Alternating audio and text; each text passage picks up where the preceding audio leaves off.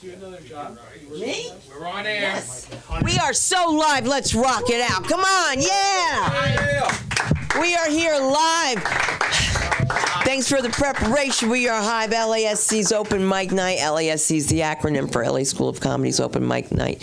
And if people tell you you're funny, you probably are, but you won't know until you take it from the page to the stage.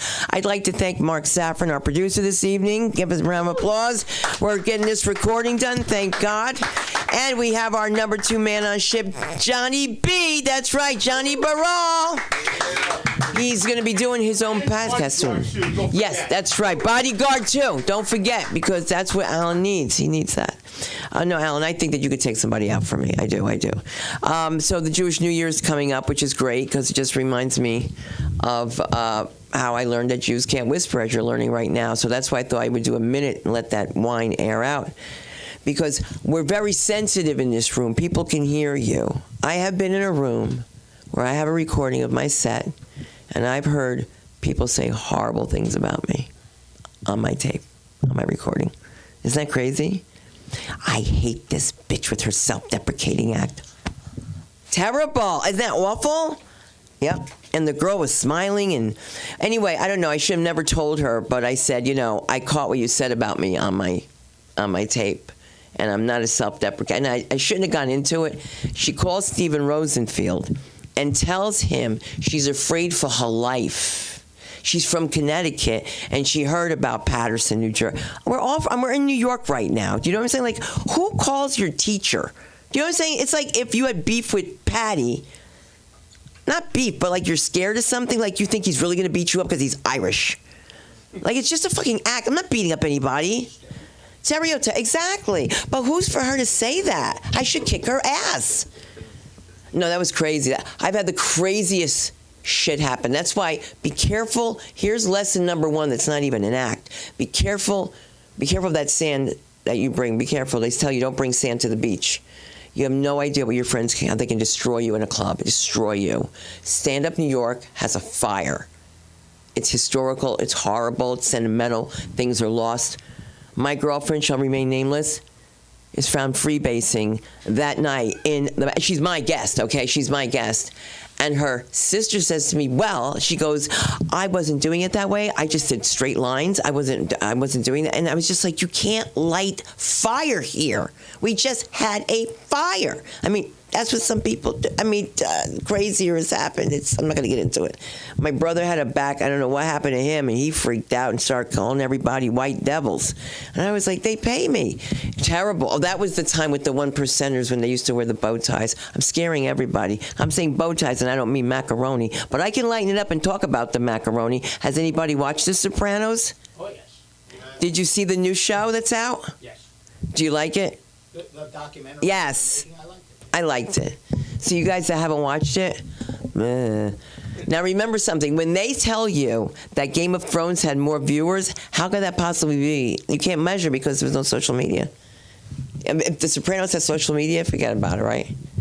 Now, what character would you be? Because I'm nobody there. Which character Yeah. would you be? I like to think I would be an Irish Tony Soprano. I think you would be like Joe Costello or one of them, one of the guys that changed their names. Like, yeah. I can see that. We should do something. That's what I'm thinking about, guys.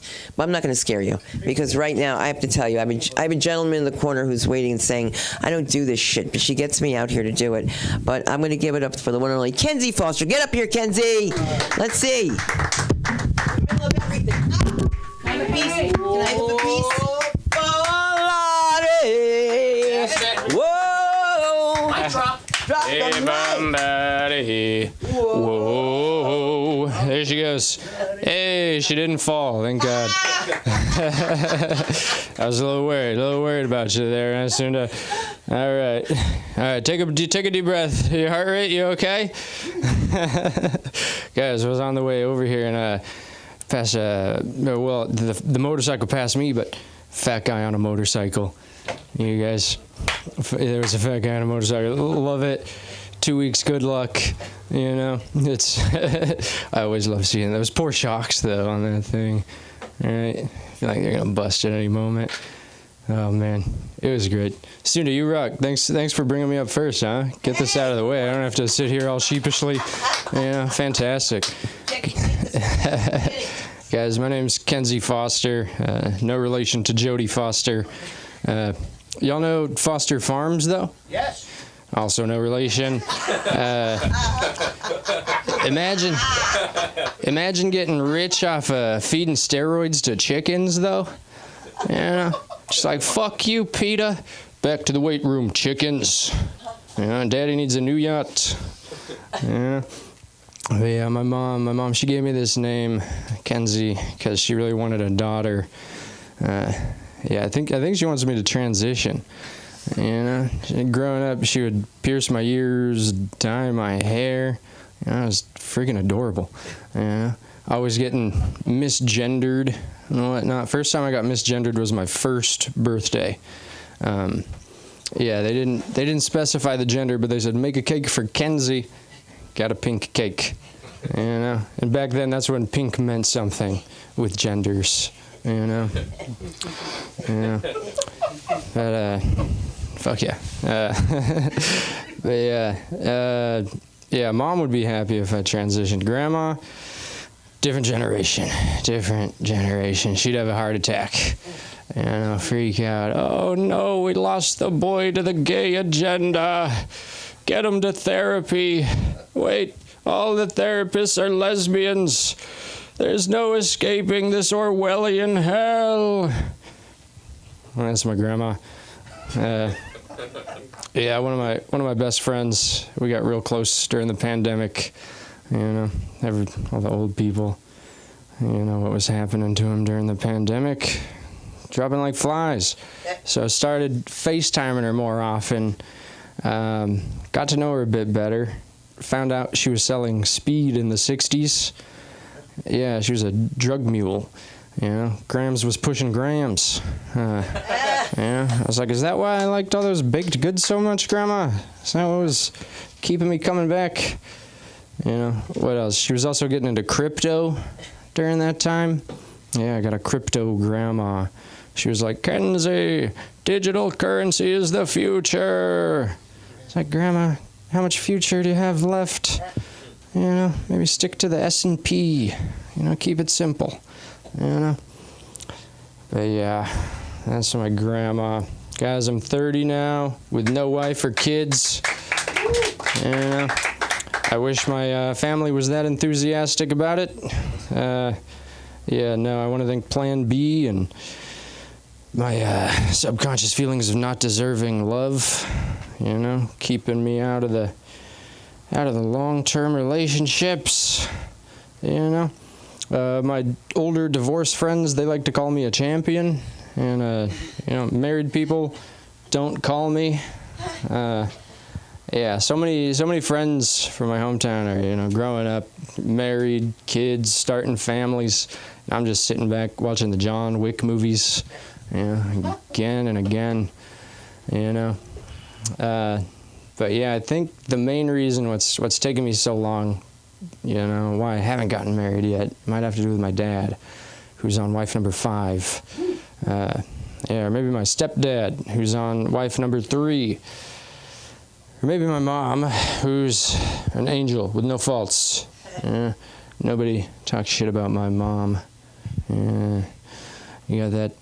But yeah, there was a lot of affairs in my household growing up.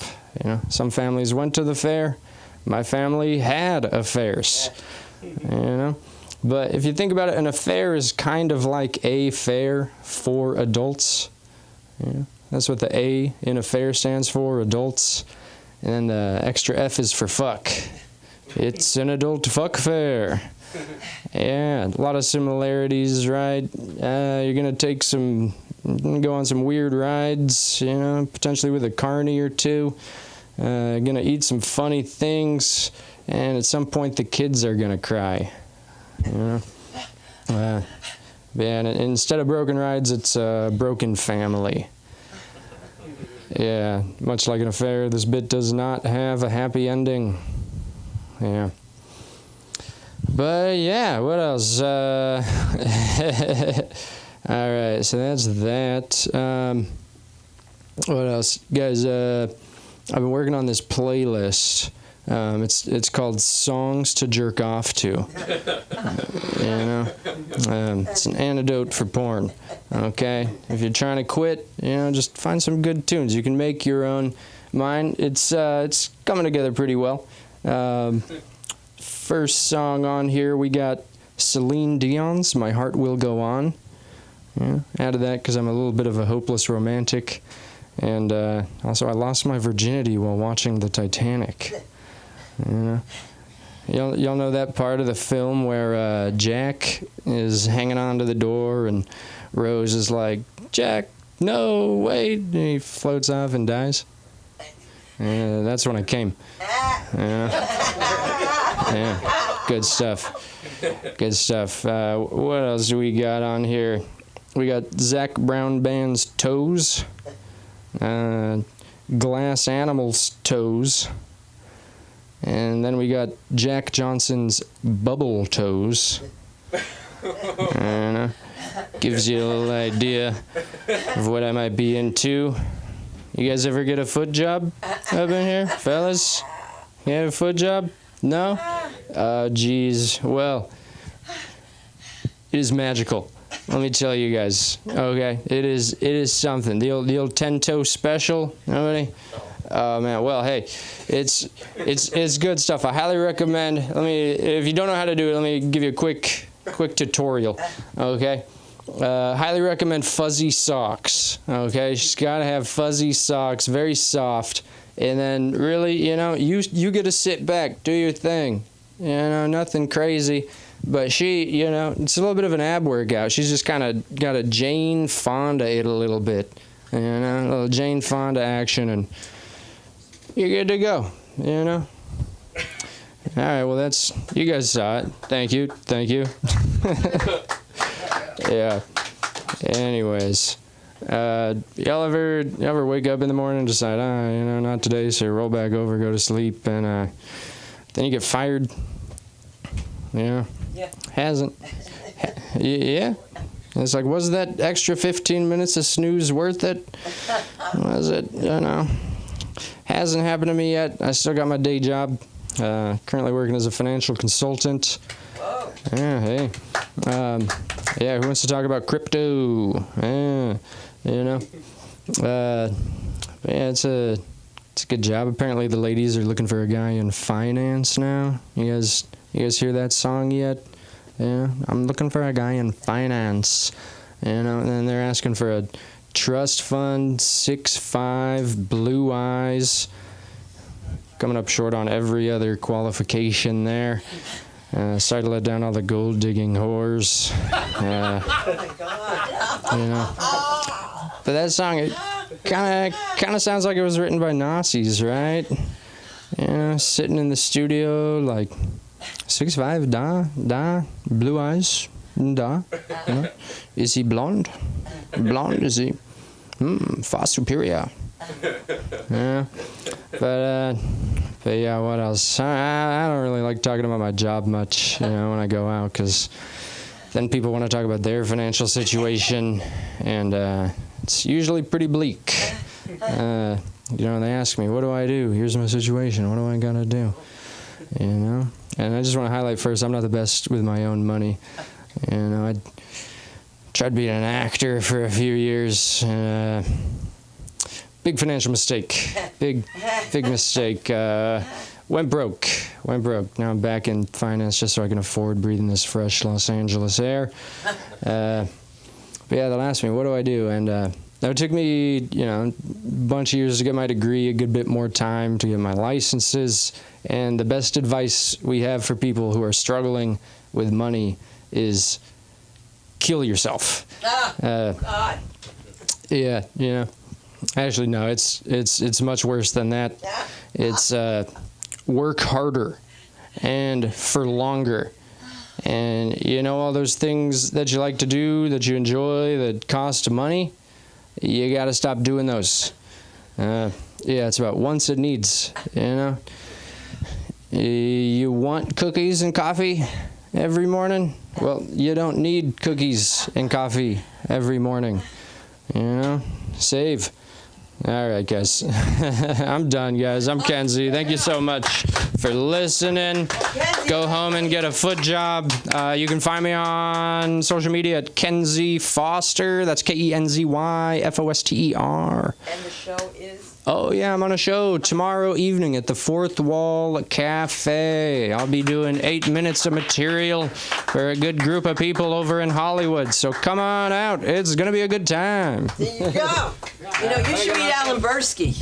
Were you here when you? Yeah, he was the youngest guy in the Tonight Show. He's supposed to come and encourage comedians, and he's like, "Stop now, stop now," which was very, very scary, right? Oh my God. So what do you think, huh? It's good. Well, let me tell you, you're gonna love the skin you're in when you're with America's sweetheart, Mark Safran. Let him hear you. Come on, baby. Let's get up here for a few minutes. Come on, rock and roll.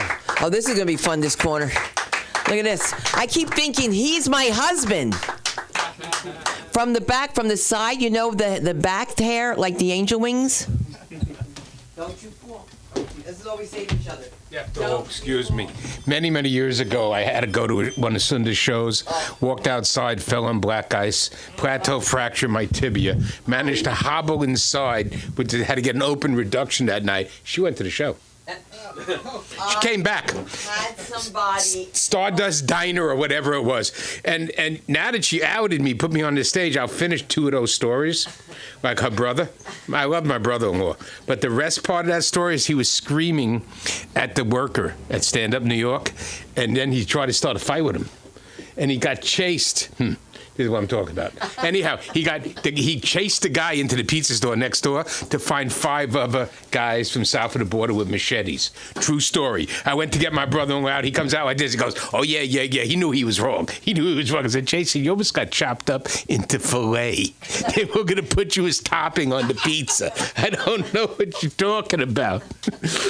And the other part, the other story, is that after we kind of like we were on our way home with this other comic called Melita, who had a giant Continental. Do you remember them big Continentals?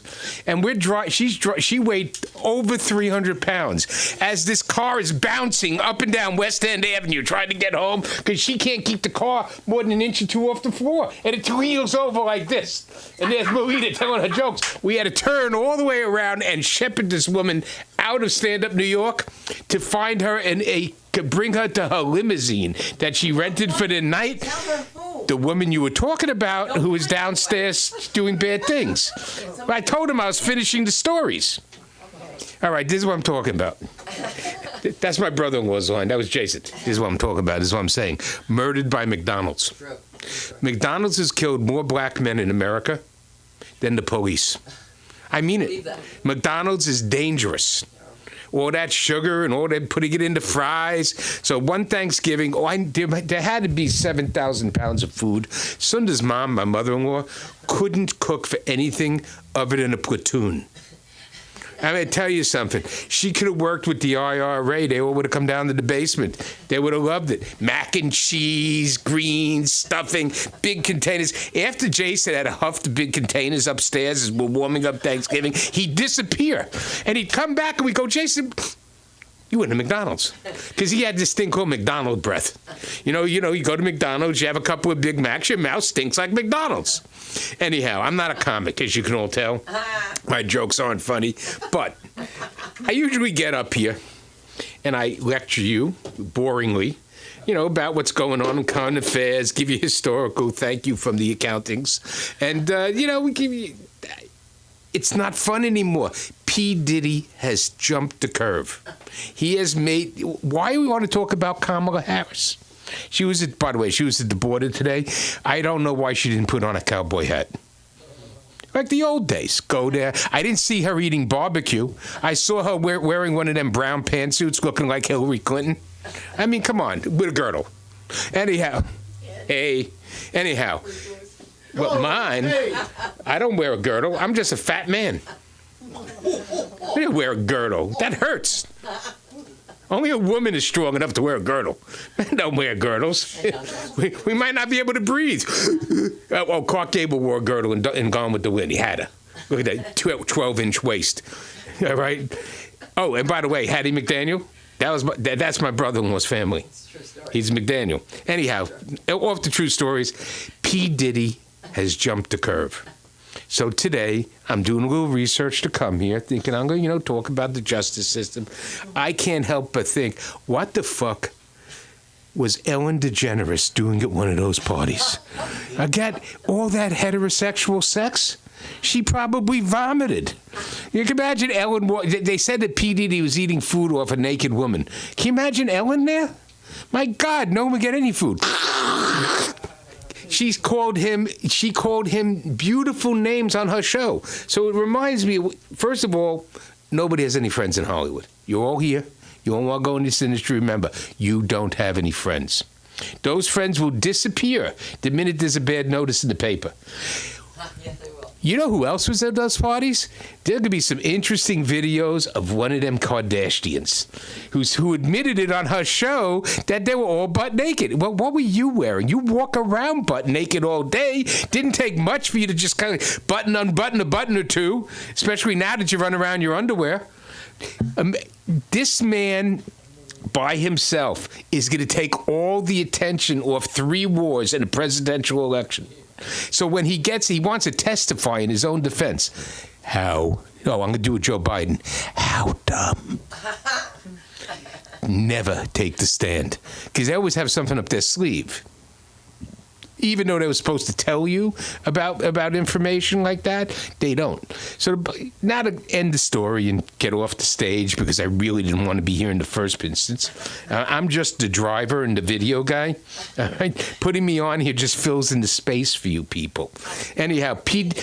Diddy has made it infinitely more difficult to laugh about the election. How can you miss all this stuff? It's like OJ again.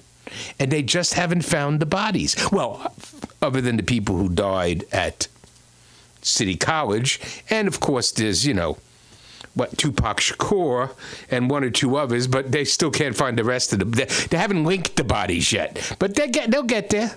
You know what's going to happen to him. Some guy's going to get him in the corner of the cafeteria over at MCC, which is a disgusting place. When you go to, just go back to my own life. When you first clerk in federal court, the first place they take you to is MCC. MCC is the Metropolitan Correctional Center in Brooklyn. That's where P. Diddy's at. And when you're a clerk in the Eastern or Southern District of New York in federal court, the first thing they do is take you on a tour of MCC. They want you to see where you're going to be pushing people as you're writing those decisions. Anyhow, some guy's going to come up to him and go, this is for Tupac, or this is for Biggie. They're going to get him. They're going to blame it on some blood or some Crip. There's going to be some guy in there for murder or drug dealing with a lifetime sentence with a very wealthy wife. Thank you, everybody. And what do you say about that? You're supposed to say, first and foremost, when you make those jokes, you have to say, my heart goes out for the victims. That's the first thing. And then you could talk about him. You mean like Tupac? No, yeah, I'm just saying in general, because that would be a nice way to set it. I like that setup, because I want to tell you guys what's happening. White women are stealing everything from black women.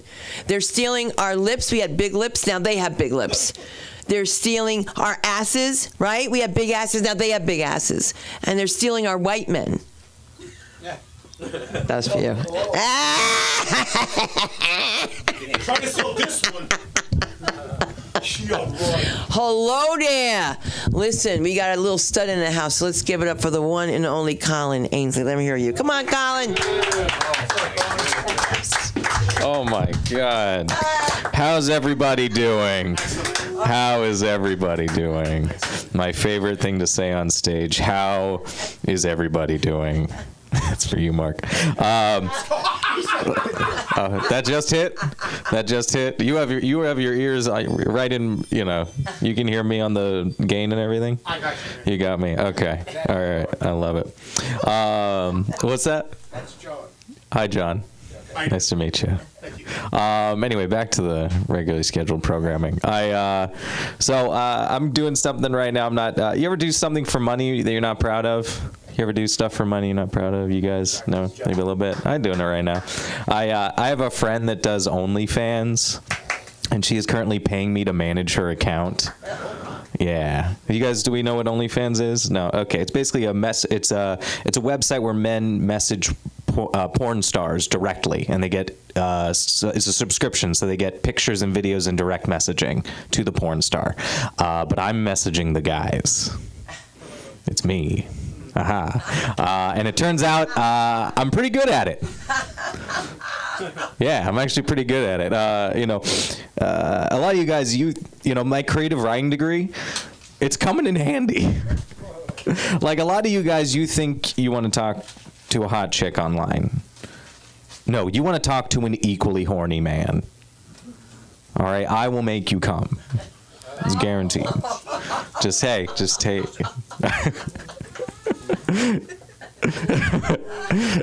I hear like my Catholic ears. A lot, what was I going to say? My parents were always like, oh, you should get a STEM degree. You should study physics. You should go build stuff. I'm like, fuck you. I'm building rapport with simps. That's what I'm doing. Simps are guys that go after women, but they have no chance of getting the woman.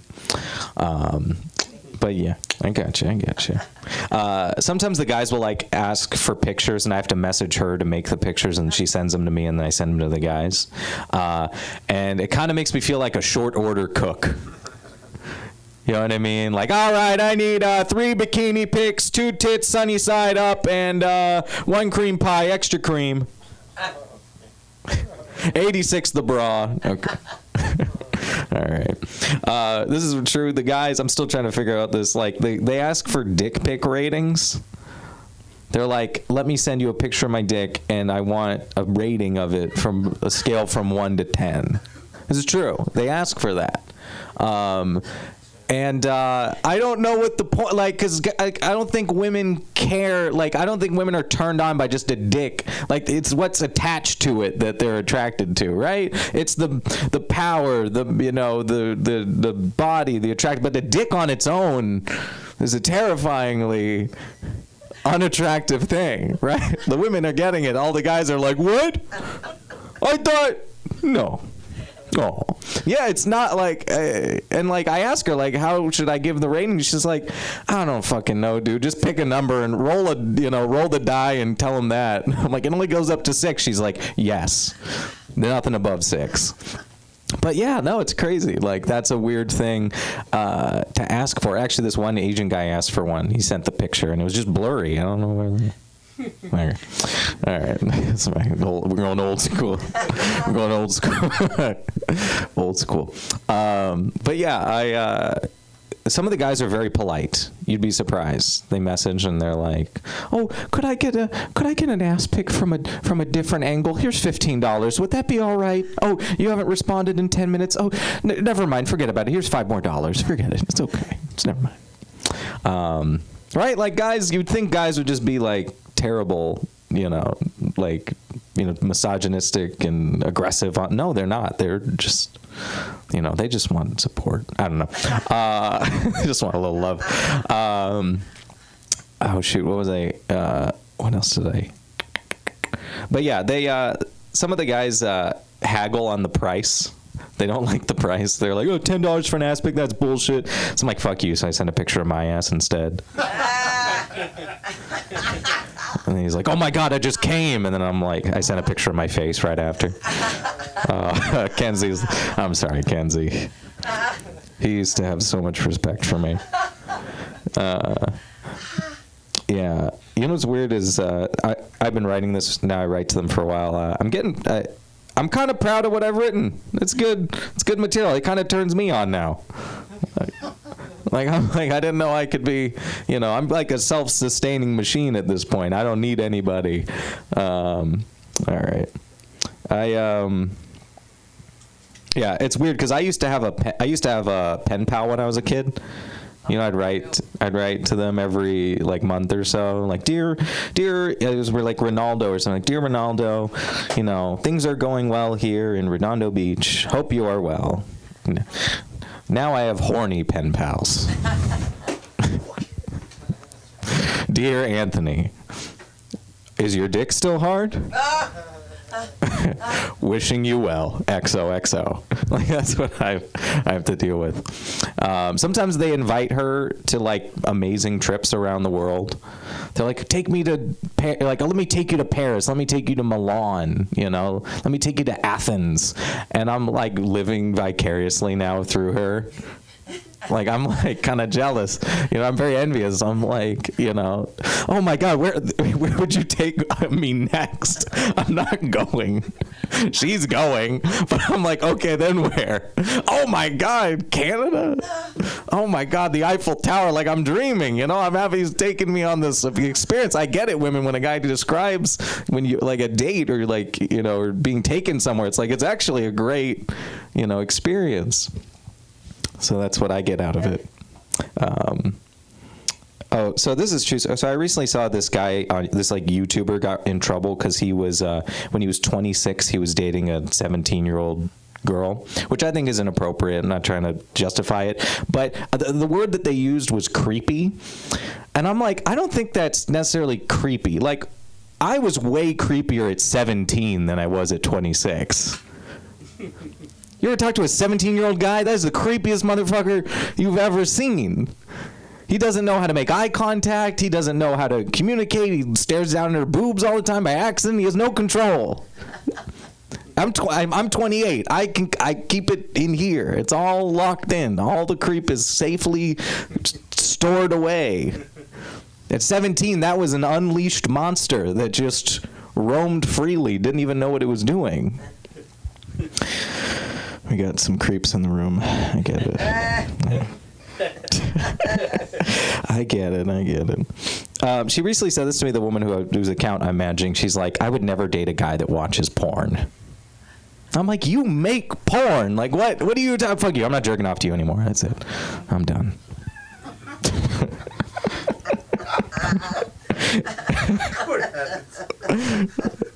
You're getting this directly into the. Wait, is there like a gain reduction in there, or is it like if I scream in here right now, are you? No, it's perfectly fine. Don't worry. Okay.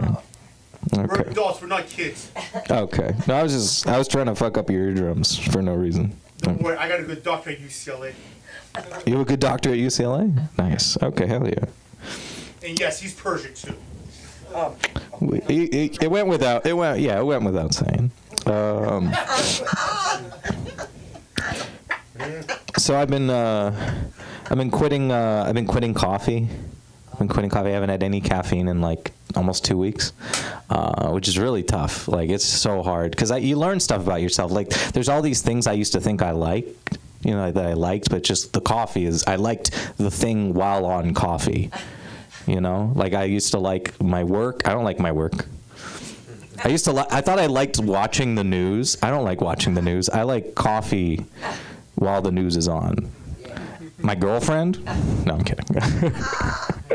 I'm kidding. I went to the coffee shop and I asked for a single shot of espresso while I was like titrating and trying to cut it back, you know. And I asked for a single shot of espresso, and she just went, "Are you sure? Only one? Are you positive? It's always double." Also, I couldn't even pay for a single shot. You have to purchase a double shot, and then they just pour out the single shot in front of you. Like, that's how addicted we are in California, in America, in the world. We're just so addicted to coffee that 2 is the default number. They count by 2s. Okay. I went and I remember trying to buy like this bottle of coffee, and it just said high caffeine. Like, they don't even tell you how much caffeine you're getting. And I looked it up on the company website. It was 300 milligrams. It was this tall of a bottle. It was 300 milligrams of caffeine. A single shot of espresso is 60 milligrams of caffeine. 5 times the. I just wanted to show off I could do some math. Okay.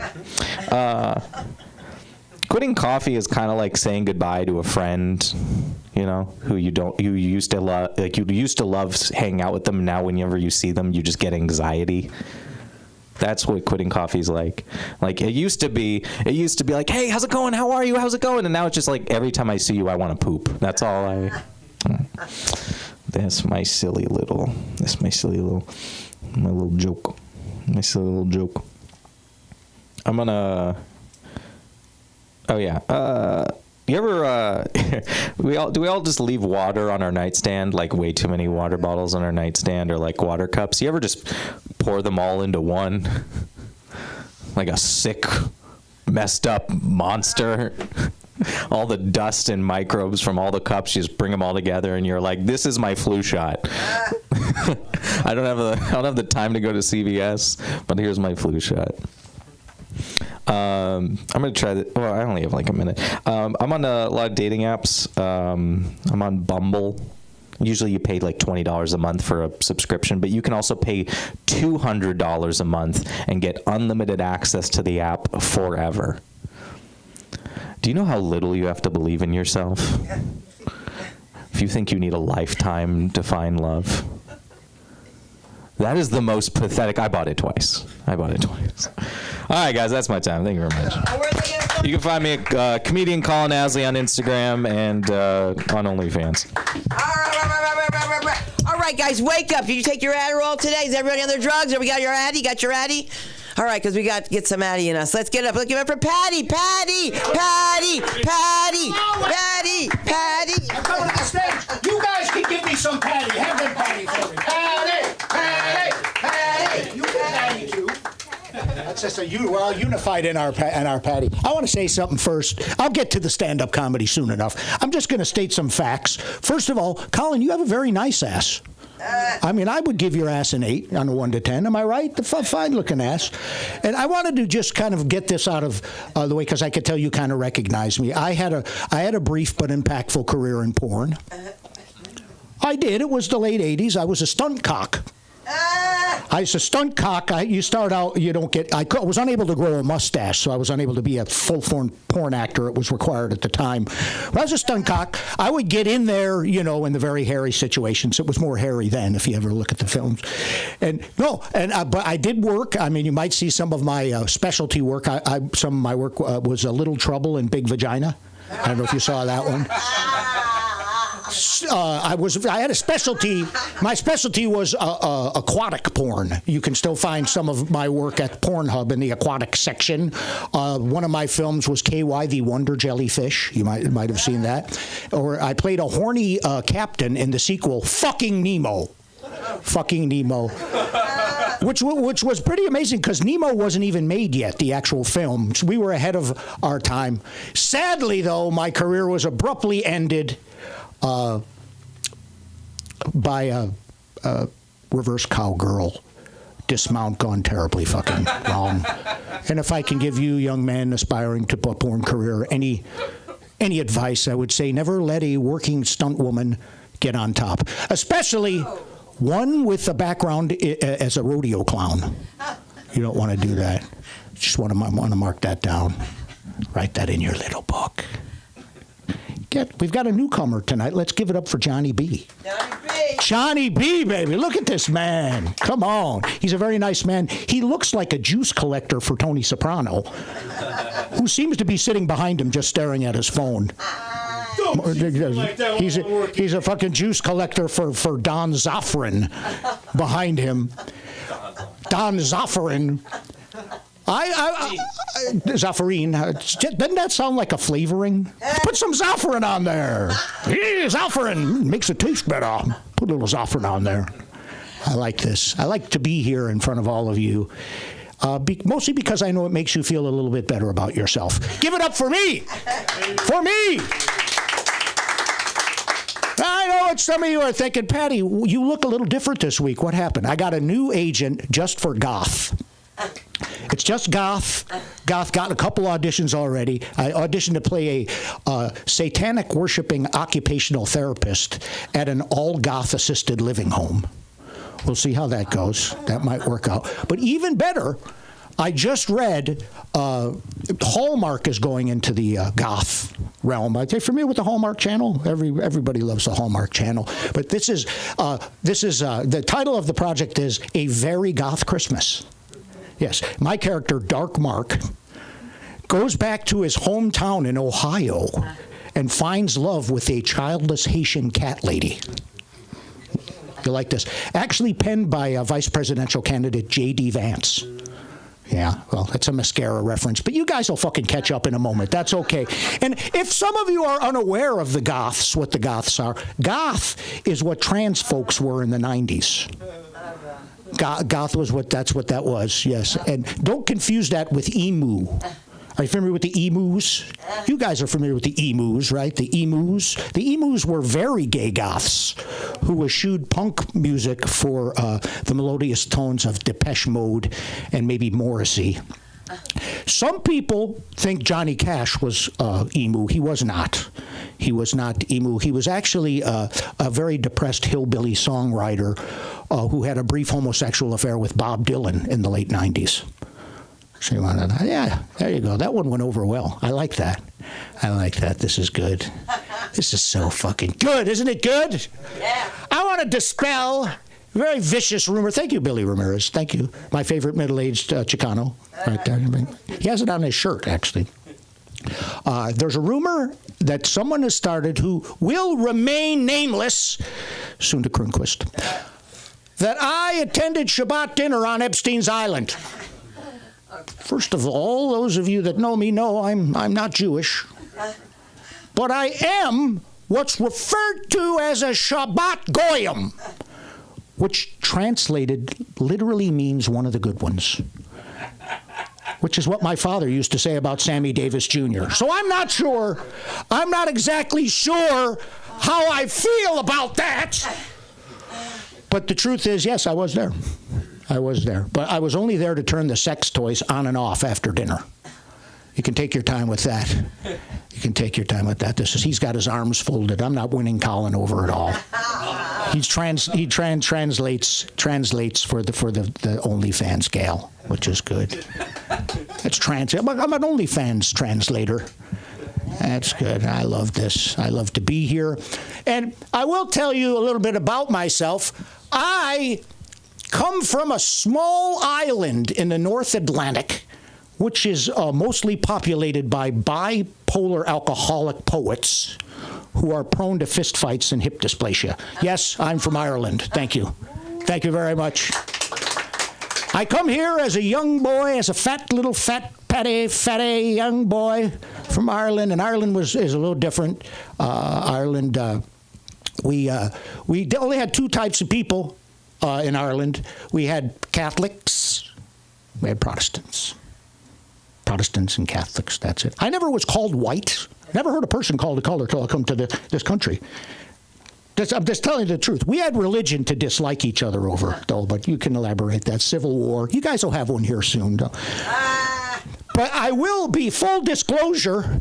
There was only one black Irishman in all of Ireland in the early 70s. His name was Philip Lynott, and he played the bass and sang for a group called Thin Lizzy. Anybody remember Thin Lizzy? It was one of the most famous Irish bands in the world at the time. Do you know what we called him? Catholic.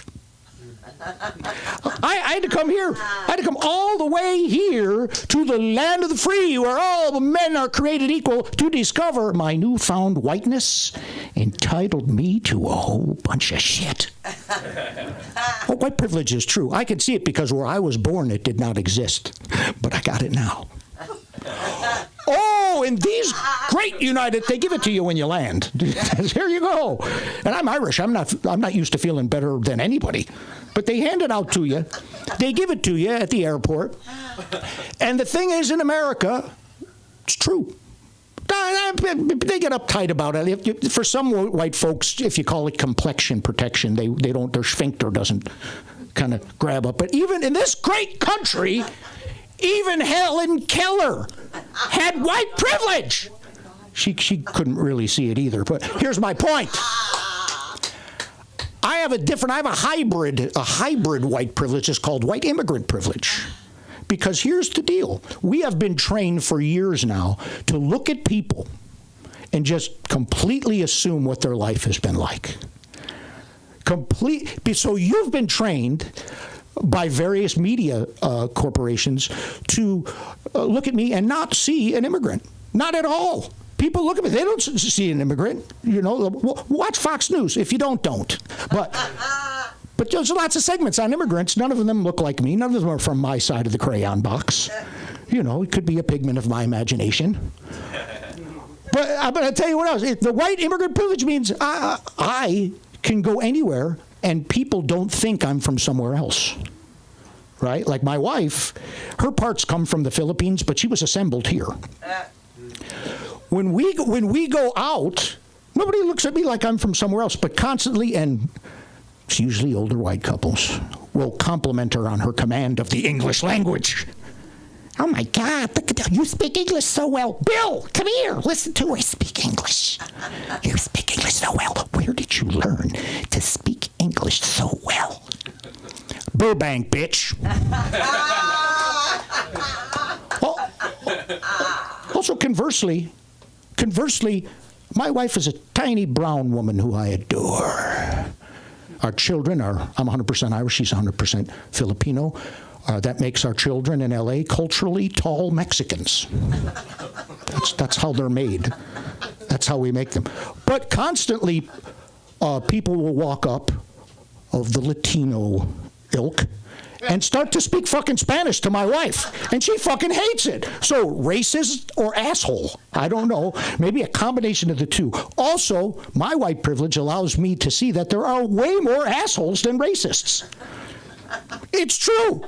And look, I'm not saying there are no racists, but I'm saying, in the words of Donald Trump, they're not giving us their finest. These are not class valedictorians, is what I'm trying to tell you. I'll tell you a short story. My wife and I, when we got married 32 years ago, we took a trip across country. And in a small town in Texas, we stopped to eat. And when we came out, on the vehicle that we had rented was spray painted Race Trader, but it was spelled with a D. Here's what I'm trying to tell you.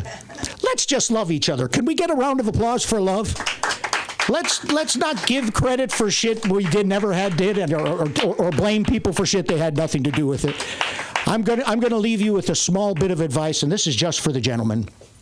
If you are lucky to find a woman's G-spot, make a little mark there. It makes it easier for the next guy. I'm Paddy, PADDYFORCOMEDY. I book a show every Wednesday at the Mix in Pasadena. Now, I need a little love. Come on, give it up. Please. For the mistress on this island of misfit toys, the one and only Sunda Kronquist. Come on! Yeah, he's being all nice now. I'm going to tell you guys a little secret. This place would not be here without this little secret here. I come in here one day, okay? My rent's so behind. And I come in, sneaking in to get my pocketbook, and I turn the lights, and there's an Italian guy sitting there like this. And I say, "Can I help you?" He says, "Yeah, the rent." What's an Italian doing in a nice place like this? Hired by a Persian. I better watch out. So I just want to introduce you to Mr. Garofalo over here. I have you in another voice. Give it up for Alphonse. Come on. This guy keeps me here. And, of course, Dr. K, who's the most wonderful psychologist. She's just going to be a psychologist forever. She just has to work it out around you. You know what I mean? I'm screaming. Was this when my mother-in-law sued me? I can't remember. And she's like, "Okay, now you got to calm down." And when a black woman tells you to calm down, she means, shut the fuck up. Because I can't understand you. That's it. Oh. How do you stop a stream from running? Very funny, Mark. You're very funny. You're very funny. Oh, my God. I hear bells. You can ring my... Ramirez. Billy Ramirez in the house, ladies and gentlemen. Let him hear you. He's gonna ring my bell. Thank you very much. Shout out to John on the ones and twos over there. Right? All right, let's see. My name is Billy Ramirez, first generation Mexican American. I'm a middle-aged Chicano and a middle-aged muchacho as well. That's something I came up with to cope with the fact that I am middle-aged now.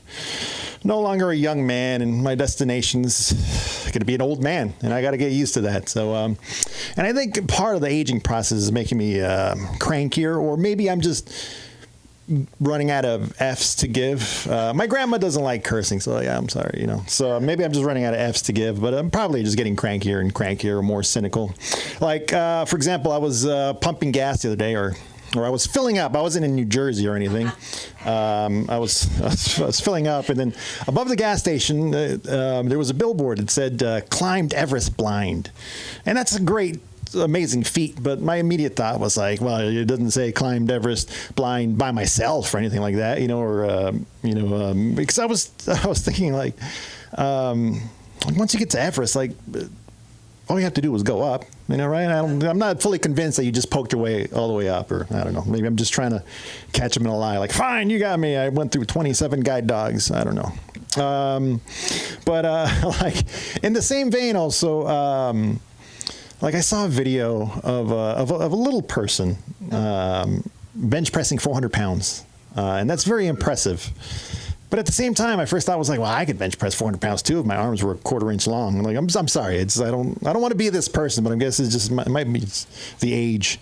Like another example is I saw a helmetless bicyclist just gutting down Santa Monica Boulevard, and he ran a red light. And I saw this helmetless bike rider running this red light, and my first thought was like, I hope you get hit by a car, which is it's a terrible thought. Like I was like, wow, what is going on? Like, why didn't I just think like, I hope you get a helmet, something a little bit more reasonable, like why does I don't know. It just, anyways, yeah, this whole set is about me being cranky.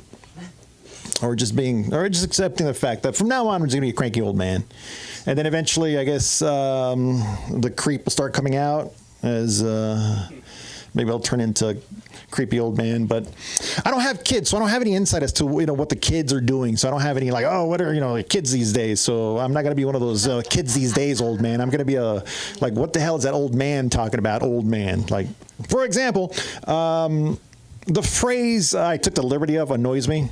I know it's a very specific thing to be annoyed of, but this phrase annoys me because it just feels very grandiose. Like I took the liberty of, like what are you addressing your subjects? Like I took the liberty of, and it's usually followed by something lame like, I took the liberty of ordering cheesy poppers for the table. They're spicy, try them or something like that. Or another example would be something like, I took the liberty of tipping the valet for you. And I'm like, well, I was going to get to it. Like, why do you have to say it like that? Like, Jesus, why do you have to say it like I wasn't going to tip the valet? All right, fine. That's a very specific example. So it's something I have to work through. But like another phrase I don't like is, yeah, this is very stupid and very specific, but that's just how I roll. It's the term check presenter. I don't know if you know what a check presenter is. You don't see those nowadays because everyone, when you go to a restaurant, or I don't know if people go to restaurants anymore, but you pay with a card now. But back in the day when you got a check or a bill, and that's another thing that annoys me. Like, one gives me money, one takes my money. Is it a check or a bill? Like, does it depend? Is it two names just depending on who's carrying it? The name changes? I don't know, whatever. But the check presenter is that little book or the flap where the receipt comes in. It's just very grandiose. Like, oh, the check presenter. Like, I was born in the 80s, grew up in the 90s. To me, a check presenter is Ed McMahon, and I just won Publishers Clearinghouse, Where's my giant check? This is the part of the set where I should make sure everyone knows that Ed McMahon did not work for Publishers Clearinghouse. He actually worked for American Family Publishers. The more you know. Let's see what else. Oh, I don't know. What does that say? Let's see. All right, something not so cranky, more curious. I'm also a curious person when I'm not cranky. So like I mentioned, I don't have kids, and that means that I have a lot of free time to think about a lot of stupid things. And one stupid thing that occupies my mind, and it's been occupying my mind for years and years on end, is a commercial for Domino's Pizza. I haven't seen it in about 5 years. First saw it about 10 years ago. But it's a commercial for Domino's Pizza, world's fastest pizza box folder. And the reason I think about this world's fastest pizza box folder commercial is because I need to know whether or not this world's fastest pizza box folding skill was discovered or learned. Because if it was discovered, there's probably a cool story attached to it. Like maybe when he was in a frat, they were cleaning up the house. They had all these empty boxes and they put them back together. I don't know. Or maybe on Super Bowl Sunday when he was a teenager in the 70s. It was a big event. The town pizza box folder fell ill, and then he stepped in and folded all the pizza boxes, saved the pizza store, the town, and the community. My point is, I don't know if that happens. I don't know how it works in the biz, whatever. But my point is, if this world's fastest pizza box folding skill was learned, then I get instantly depressed thinking about all those hours lost to pizza box folding practice. Like, it's great that he's the world's fastest pizza box folder. It's great that he's the world's best at anything. But of all the things he could be the world's best at, like, one of those things has to be the worst, right? And I'm sure pizza box folding is going to be on that list.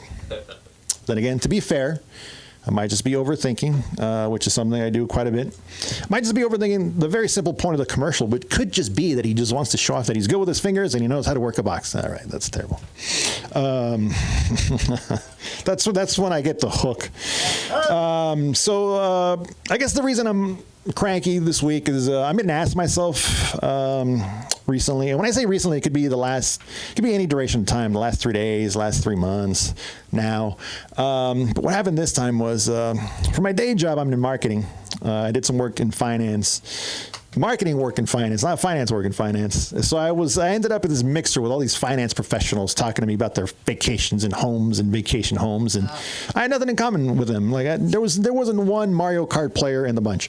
But at one point, someone mentioned the city of Winnipeg, and I, being a creative individual who, I think I can think on my feet, and sometimes like being a little shit. Sorry, Grandma. I decided to say that I've lived in Winnipeg before. And the first question asked of me was, "Oh, where in Winnipeg did you live?" And that's a perfectly easy question to answer unless you don't know a goddamn thing about the city of Winnipeg. So I panicked, or actually I couldn't come up with anything. I could have said off of First or Main or off of Wayne Gretzky Boulevard or something. There's probably one of those up there. But I panicked and I bailed and I found a corner in which to feel stupid. And then like a baby or a child who was told to not do something stupid, like jump off the second-story balcony, I started getting mad, like, where in Winnipeg did you live, I said that all the way home, driving home, like, where in Winnipeg did you live, like being the mature adult that I am. And then I was just thinking, like, guy, why? Like, what? Do me a favor, take an improv class and learn how to yes and so I could be more interesting, okay? Like, all I was expecting was a little something like, "Oh, you lived in Winnipeg? Sure. And I bet you got into all kinds of hijinks up in the Great White North." And then that would be my opportunity to say something like, "I sure did. Like, did I ever tell you the time that I suited up to be the third string quarterback for the Winnipeg Blue Bombers in a Canadian Football League preseason game?" Now, it was Canadian football preseason a long time ago, so there's no footage whatsoever. But lucky for all you sons of bitches, I know every last goddamn detail. So everyone gather around, I'll tell you all about it. Like, that's all I was trying to do, just spice up a rather mundane existence is all. It's not like I was trying to be the next George Santos or anything.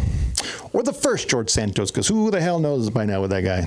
So anyways, that's been my cranky week. So coming back up to the stage soon. Oh yeah, find me at BillyRamirez.com. Back to the stage.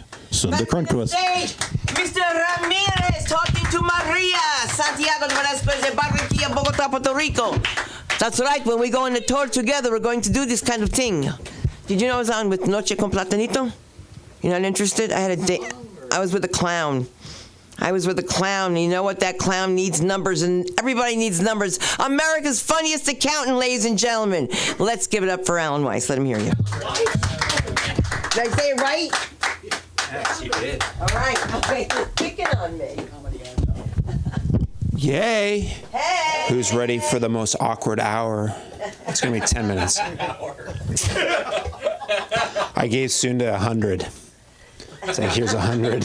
Give me an hour. You're a psychiatrist? A medical physician. Okay. A what? A metaphysician. A metaphysician. I have no idea what that is. I teach people to heal their body with their mind. Oh my God, I need that. I got another arm. I will learn how to do that one day. I am an accountant, yes. I'm going to try to do some crowd work because Patty told me I needed to learn how to talk to people. I'm autistic, so I hate talking to people, and I'm an introvert, so it's like a double whammy. I have high anxiety, really high anxiety. So my therapist, she goes, she goes like, hey, you have very sensitive to anxiety. So I went to Vegas, and all the lights and stuff gave me a lot of anxiety, and I'm still getting over it. It's been 3 years. It was on Monday. Colin, you're the OnlyFans guy. You make like what, $2,000 a week? I make an amount of money that's sufficient. He makes like $2,000 a week. These girls, by the way, who just show their boobs and their ass and stuff, they make like. There's one woman on there who made $46 million in 1 year. Damn. Okay, and there's that's not just one. There's a lot of them. These women make a ton of money on that app. So Colin better get an agent. That's right. Because he needs representation. Okay. I mean, I know he likes to look at the dicks, but he should get compensated for that. You should get compensated for the Colin. Those are the tips. He likes the tip. Okay. Hey. Okay. And what do you do? I follow her around, keep her happy. Oh, wow. That's a job. So you're the sugar mama. How do I get one of those? So you're a gigolo? No. His penis is this big. But Colin told me it's not just about the penis, it's about the whole thing. The whole thing. So he listens. He's confident. Yeah. And he's probably packing. He's packing heat. I wish I was packing heat.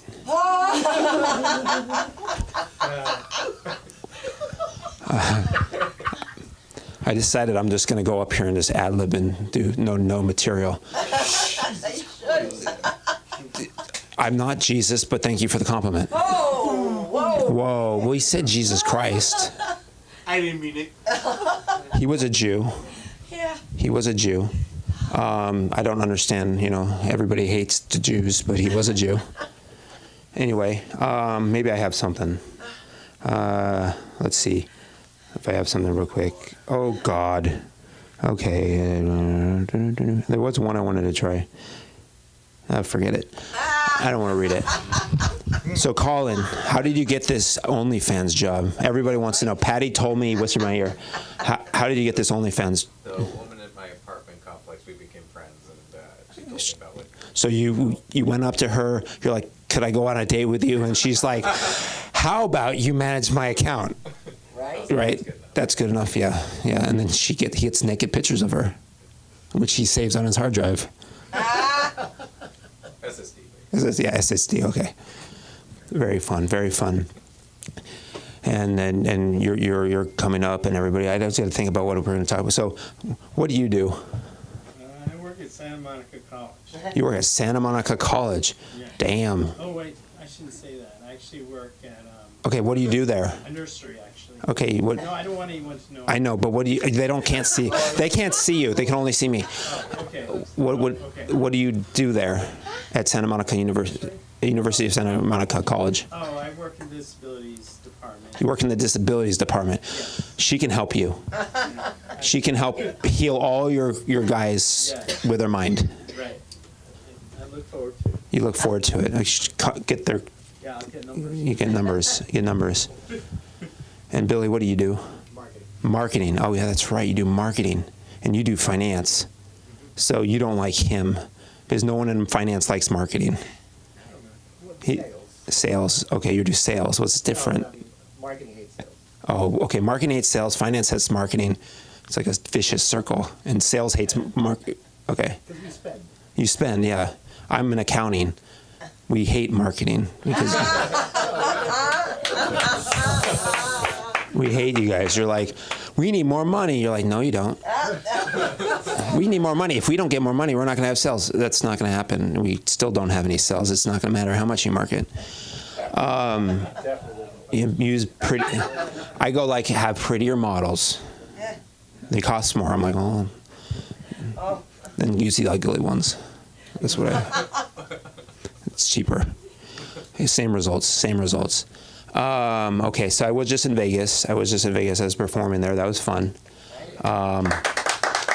And I made $20. Not doing stand-up. I'm not doing gambling either. And I was not stripping. I was invited to Magic Mike. The girls there, they invited me, and they're like, hey, we want you to go on Magic Mike. And I wasn't sure if they just wanted me there for company or to see if I got hard. I don't know. It's possible.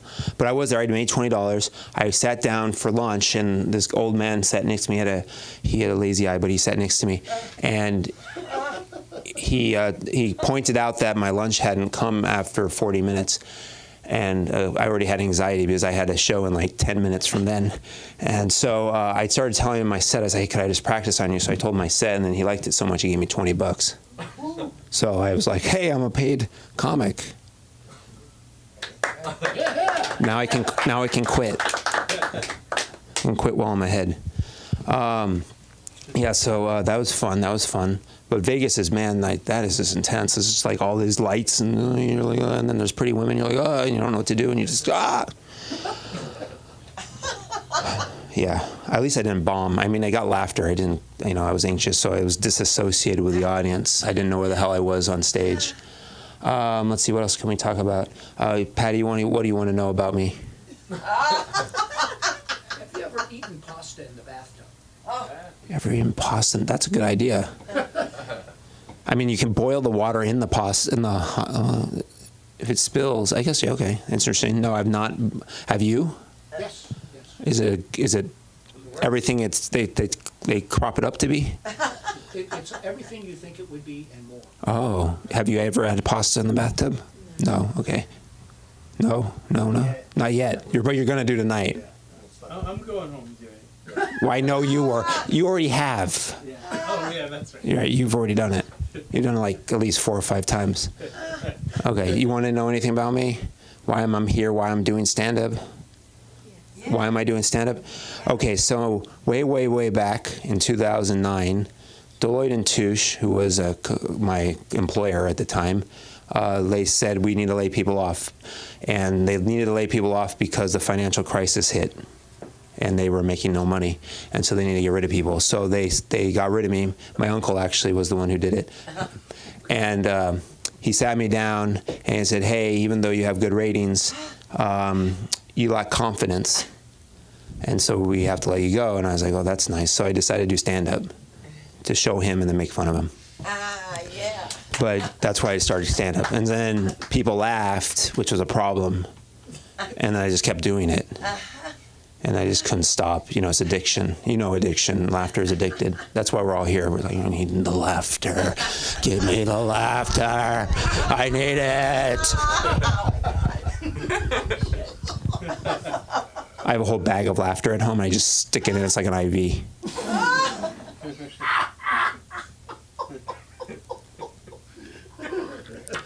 I also do improv, surprise, so I do yes-anding very well.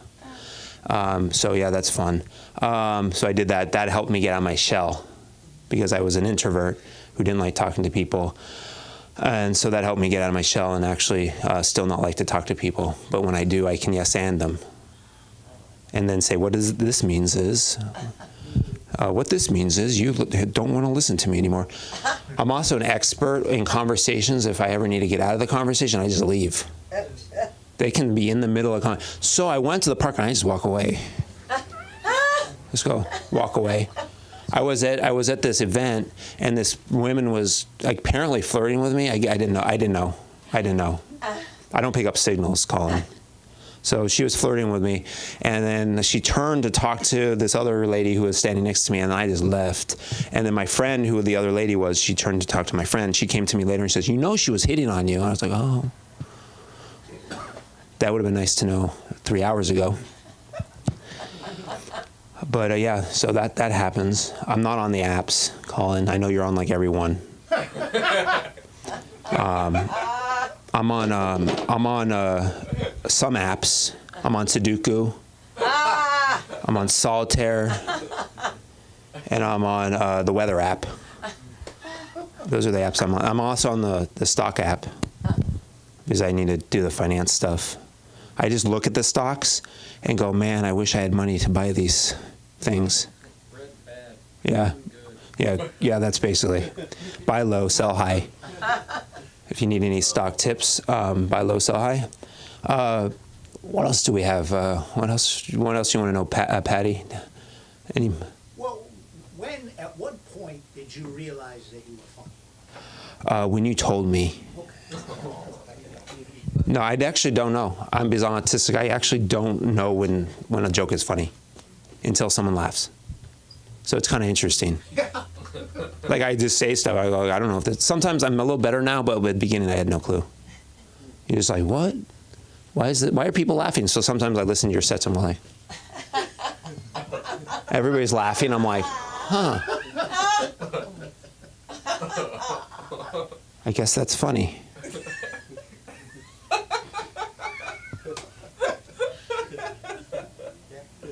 Yeah, that's usually how it goes. I got that from my mom. Everything goes over her head. I don't tell her any jokes because she just goes like, that's not funny. While everybody else is laughing. You're like, Mom, I've tried this joke 6 times on Colin, and he laughed at least once of those 6 times. And yeah. Okay, I'll give you something. Maybe I'll give you one joke because you came out. Which joke should we give you? Okay, so I don't pick up signals. So I always go to the ladies, and I have to tell them, if you're there at a bar staring at me all night, wondering why I haven't come over, just know I won the staring contest.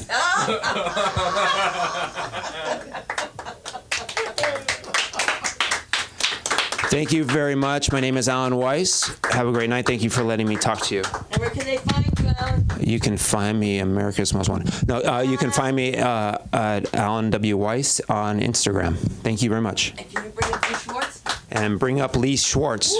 Come on, nice intro. Come on. Oh, wait. I gotta go. And Lee Schwartz, he works at a nursery helping disabled plants. Oh, my God.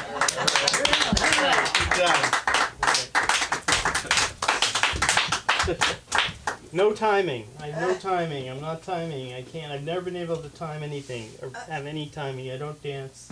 Never do. Never will. Ever. Thank you for the nice introduction. I appreciate that. And I actually do, for a living, I pet puppies. Yeah. Like, per puppy, I get like $10 per puppy for petting them. But I think it's important to know that. What? Don't laugh. Don't laugh at puppies. Why are you laughing at puppies? They're cute. It's not nice. Puppies they get self-conscious if you make fun of them. That's not nice. They're little puppies. How dare you? Puppies. Little puppies. Laughing at puppies.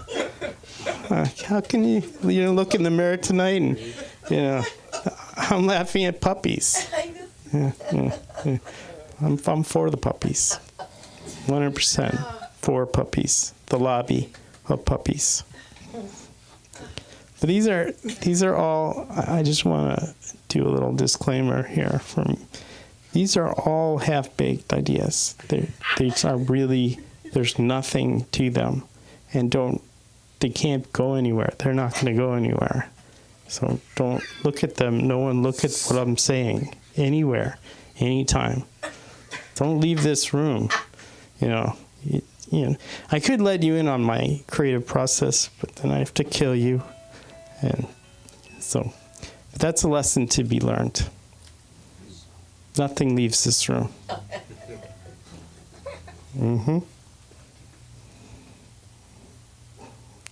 So don't even, all of you playing the home version right now. You're going to lose it. You're going to lose. Right this time. Don't put that square there. You'll lose. Lee, lose. Go to jail. So, my dad, he called me and he said, I called you by accident. And I said, Oh, okay. All right. He's like, let me put your mother on and tell you, I called you by accident. Okay. All right. Great. So, thanks, Dad. All right. All right. Go back to whatever you've been doing, which is nothing. But I owe a lot to my dad. I mean, it seems like porn has come up a lot this time. And there was a wonderful discovery I made. It was the greatest discovery of a 10-year-old could ever make in their life. And I thank my dad for this. He didn't hide his pornos very well. And being the minute the door closes, 10-year-olds go everywhere in the house to look.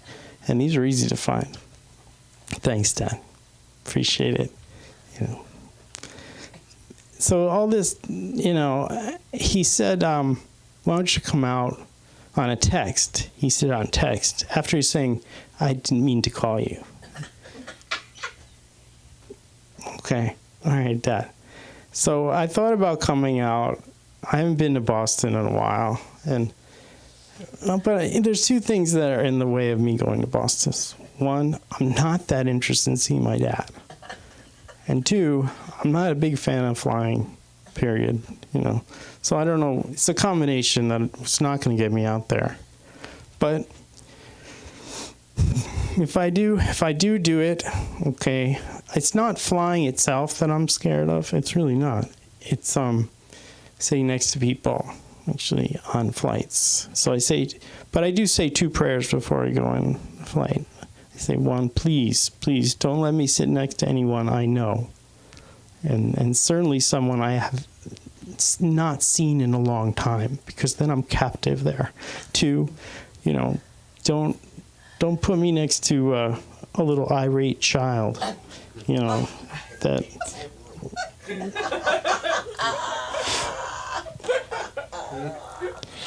So, but, you know, last time I went, that fear did come true.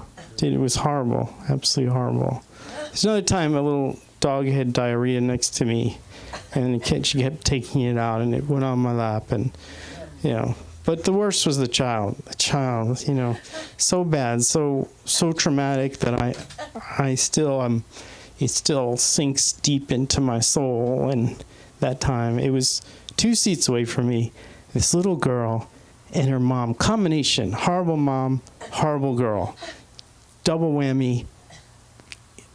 Leave that plane, you'll never want to see a child again, just period. No one wanted children after that flight. I certainly didn't. So it was like this. It went like this. It sounded pretty innocently enough. Little girl, she's in her seat. And she's been on the flight for 20, 30 minutes. And she starts kicking the seat. And Mom says, okay, I got to take action. I got to do something. So Mom thinks fast and starts, I'm going to sing your favorite song. Okay, this little girl. And these are half-baked ideas. Not to be played anywhere. These are horrible ideas. Don't play them anywhere. So she's like, starts singing. She's got a nice little voice. Mom's got a nice voice. So I'm like, this is not going to be bad, you know. And then next thing I know, this little girl's like, faster. Sing it faster, Mommy. She starts singing faster. It's like, oh, okay. And the girl's like, louder. She's like, sings it louder. No, faster and louder. No, softer, slower, faster.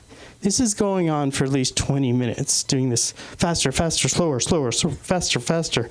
And then Mom just keeps going. Is she not aware there's a whole bunch of people on this flight? I mean, what's going on with this sense of Mom, which is, she's torturing people. I realize this is a torture chamber this is no longer an airplane. This is a torture chamber for me. And I'm thinking, God, please do something about this. Stewardess, do something. Get the duct tape. I don't know. Whatever you need to do. Stop this from happening, please.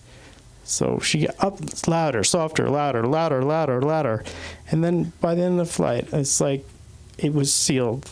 My fate You know, I couldn't get out. Thoughts of suicide. Oh, God. And then I was left with, I will never have a child.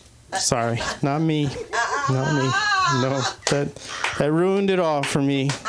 Never. I mean, where I won't fly again. It was that bad. But kids aren't for everyone. Certainly not for me. But so I learned something really valuable that flight. And so I can, hope that's not going to happen again. Chances are it's not going to happen. But you never know. But my brother had a baby, so, he did it, so I can just borrow his money ever so often when I need it. But I don't think he should take his kid on flights. He should take the bus. But that's probably not going to make a difference. But so these are all half-baked ideas. Hey, please remember, don't try that at home. Any of these things you've heard, you might psychologically harm someone. And I'm not responsible for that. If you say any of these things to anyone and they're harmed, don't blame me. All right. Thank you all for listening. I really appreciate it. You can find me. It's lee.schwartz.585 backwards and forwards .1234. Good luck. Thank you. Lee! May the Schwartz be with you. You had a good time? It was fun. Oh my God. If we can't write a show with this place here, this is how we have to. Are you coming up, Kay? Are you coming up to introduce yourself? Okay, come on. All right, ladies and gentlemen, before you give a high five, we have someone coming to the stage who's going to talk to us for a minute. Give it up to the one and only Kay. Introduce yourself, ladies. Yes.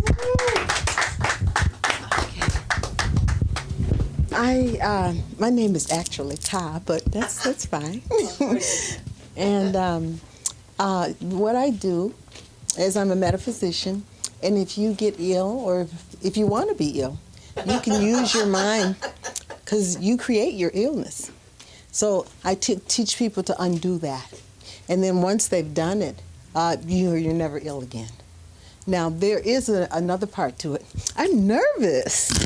I've never been nervous before. And I think I'm nervous because they were so funny.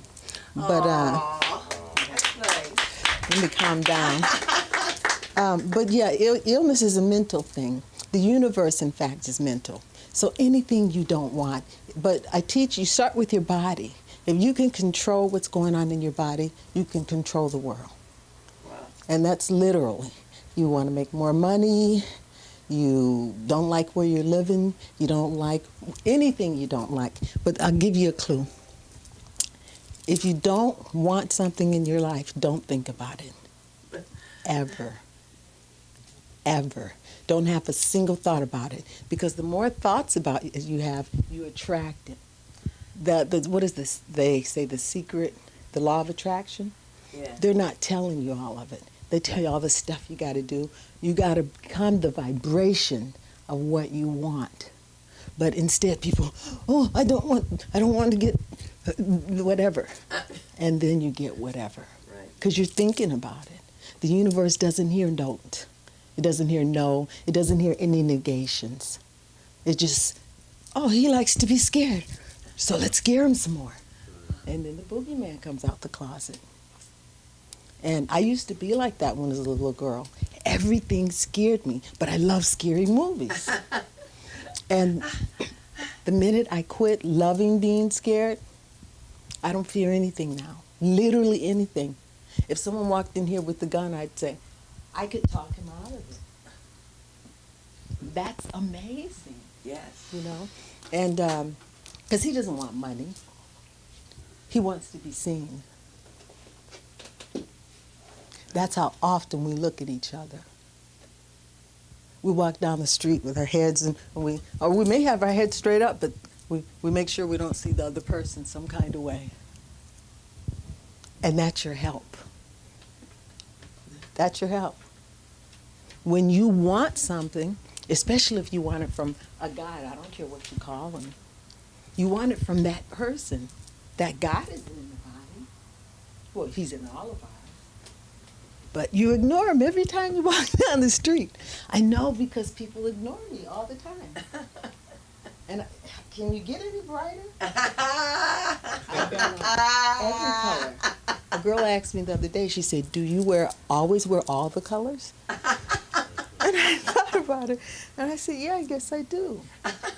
Because I want to be seen. Right. There's a lot of stuff I want, and I want it from you guys. All right. Through you guys.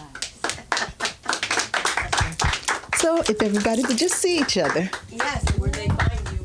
Oh, go to humanrenewal.com and my office in Beverly Hills. Right now, I'm not on the Facebook because I don't know the computer very well, and I post on there, but somebody took my Facebook from me. You know how they do that? They take it and you can't get in it anymore. Yeah, they hack it. And so, that's what it is. That's it. All right. Okay. You put the mic in this. Oh, I love these books. Oh my God. Red, orange, yellow, coral, violet, chartreuse. You got every color of the rainbow. Oh my gosh.